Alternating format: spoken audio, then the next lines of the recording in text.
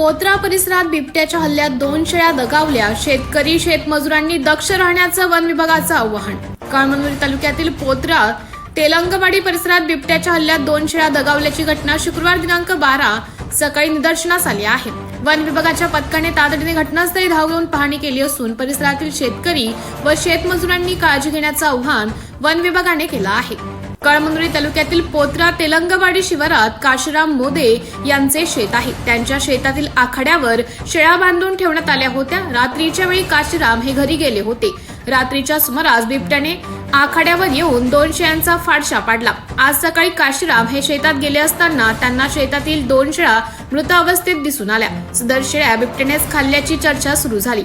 या घटनेची माहिती मिळताच विभागीय वन अधिकारी राजेंद्र नाळे यांच्या मार्गदर्शनाखाली वन परिक्षेत्र अधिकारी मीनाक्षी पवार, वनपाल शिवाजी काळे, कृष्णा चव्हाण, वनरक्षक खंडागळे यांच्या पथकाने घटनास्थळी जाऊन पाहणी केली.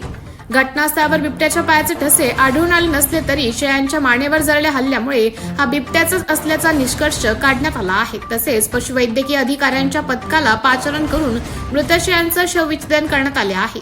या घटनेमध्ये काशीराम यांना तातडीची शासकीय आर्थिक मदत मंजुरीची कार्यवाही वन परिक्षेत्र अधिकारी मीनाक्षी पवार यांच्या पथकाने सुरू केली आहे. या भागात वन विभागाचे ट्रॅप कॅमेरे बसवण्याच्या हालचाली सुरू केल्या असून 2 ट्रॅप कॅमेरे बसवले जाणार असल्याचं वन विभागाच्या सूत्रांनी सांगितले.